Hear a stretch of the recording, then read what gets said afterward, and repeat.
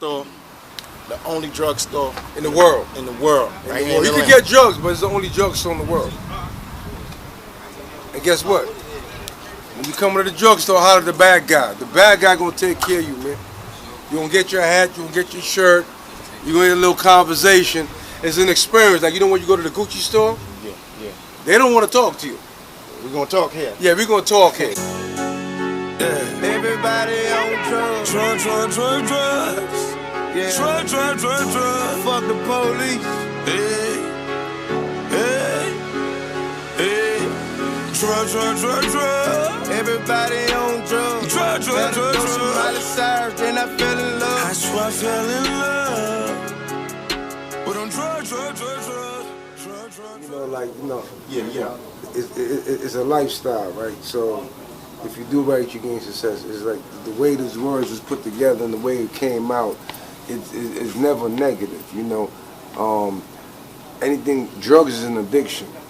Whatever you're addicted to, your kids, your family, your work, your hustle, your girl, it's just an addiction. You know, people get confused with narcotics. That's a whole nother thing. You know what I'm saying? So you just do right, you gain success, man. You know, if you do something good for 30 days, it should work. People really fall off in 10, 15 days. 30 days, you know, creates a habit. Yeah, it becomes your lifestyle of what you do, you know. So that's all we promote, man, that lifestyle. Where y'all mainly based out of? We're in LA, you know, in the store. We got one store in the world that's in Atlanta, and that's where we are right now, you know. So from LA to Atlanta to New York to Miami to Canada, one drugstore is in Atlanta, but I'm physically in LA, but we everywhere in every country. Absolutely. How did you come up with the idea for the drugs brand? Well, before drugs, we already had a whole bunch of things going on. You know what I'm saying? We already deep in the game from like Wu-Tang Clan days. We had a brand called Hardcore. So rappers was wearing my clothes way back then, before internet, before Instagram, before cell phones. We had the big dookie cell phones. It's still organic because that's how we handle our business. If I know an artist and the artist know me, it's a handshake and it's, you know, his bread or whatever the case could be. It's an auto relationship. So from Old Dirty Bastard to present now to future, you know, wearing our clothes. But guess what? It's been a whole bunch of years of experience. You know what I'm saying? After hardcore, we had I'm Not a Rapper. I'm Not a Rapper, we made like, you know, over $500,000, no internet. You get what I'm saying? And I did that in Canada.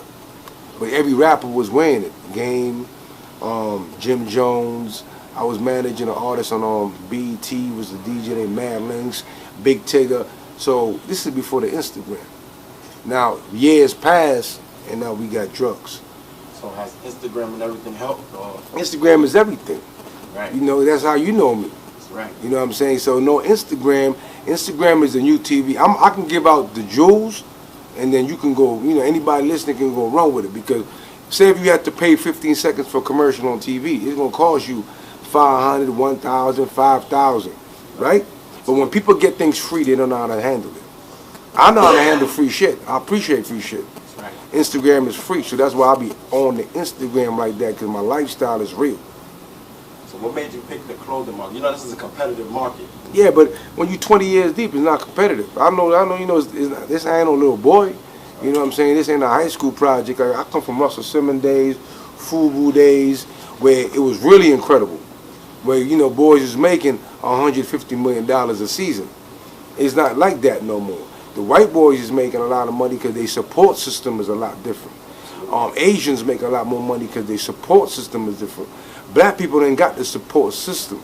Well, guess what? The drugs break racial tension and break racial things. I personally know Italians, Greeks, Koreans, Japanese, Filipino people, Jewish people. So my relationships is breaking racial issues with my personal business. You know what I'm saying? So getting back to that answer is just like, that question is that it's real easy when you got the history. Right. That's all it is. Because we ain't selling clothes. I'm not going to sell you a shirt for $100. I'd rather talk to you. You can go buy it online. Or you come to the drugstore. So it's not really no hand-to-hand type of... We're not selling clothes. It's funny that you You could buy a shirt and a hat, but it's more than a shirt and a hat. Lifestyle. Because when you go buy a polo shirt, you're not buying a polo shirt. You're buying the lifestyle of polo. But people forget that. Right. They think you're just buying a shirt. Were you afraid that the name drug would be too controversial? People would shun it? Nah, because like I said, I come from a different era. We come from the gangsters. We come from the real drug dealers. We come from the riots. We've seen so much. And when you lived in the world, like I'm not from one place. I'm from the world. So clothes and something that you believe in is like your last name. Are you scared to share your last name with the world?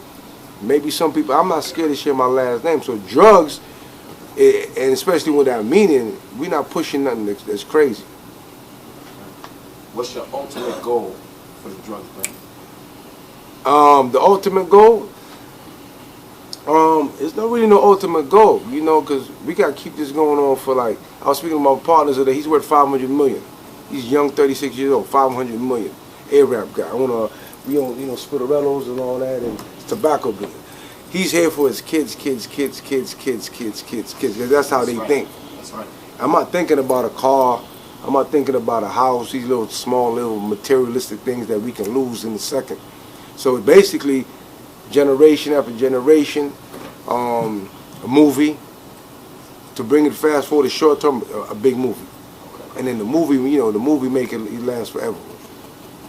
What are some of your upcoming projects, some other things you're working on? I know you mentioned the Spitterellos. What else y'all into? I know y'all into a lot. I just want to let them know. Well, you know, we got artists, you know, somebody say they got a record label. That's corny. I don't come from that type of, I have a record label and you really ain't got an office, you ain't got no structure, you ain't got no interns, you ain't got a lawyer. How you running the label? So I don't go with the nonsense, because my guys made 40 million back then. I already know who made the money. So we got a movement, it's a lifestyle, it's a brand, it's basically fashion, music, art. You know what I'm saying? That touches a lot of things. So we do art galleries. We got the music part of it, where we got artists. We got Peso from Compton. We got a kid named Bino from Atlanta. He's the sound of drugs. And then we got this reggae artist in Jamaica named Bling Dog. But he's already a major artist in Jamaica with Vibes Cartel, Beanie Man. So basically, everybody that I can represent is on paperwork. So that's the business, to make sure our paperwork game is right. Because if you ain't got the paperwork business right, then you really can't represent an artist. It's like a lawyer trying to represent you. You ain't give him no money, no retainer. He can't represent you. So the same thing we do. And then, like I said, it's the music, it's the fashion, it's the art galleries, and you know, it's just the movie. There's a whole lot going on.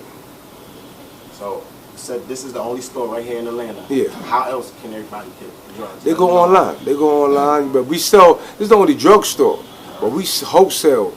Japan, Canada, you know, Chicago's a big market for us. Tell them your website. Oh, 36drugs.com. 36, like, you know, and the reason why we go with 36 is because the other brand is Gorgeous Gangster. Bob Marley was 36-year-old when he passed away. Marilyn Monroe was 36 when she passed away. They're both Gorgeous Gangsters. That's deep. And on the street, you know what a 36 means. Of course, of course. That's deep. Well, that's pretty much it, man. Okay. Give out any shout outs you want to give out. Let the people know. You know, good looking for the support, man. Look out for these artists, because, you know, it's the next wave in the music, the fashion, the art, the lifestyle. Ain't nothing corny. It's real business, and you know, support is always respected. Yeah. Everybody on drugs. Drugs. Yeah. Drugs. Fuck the police. Yeah.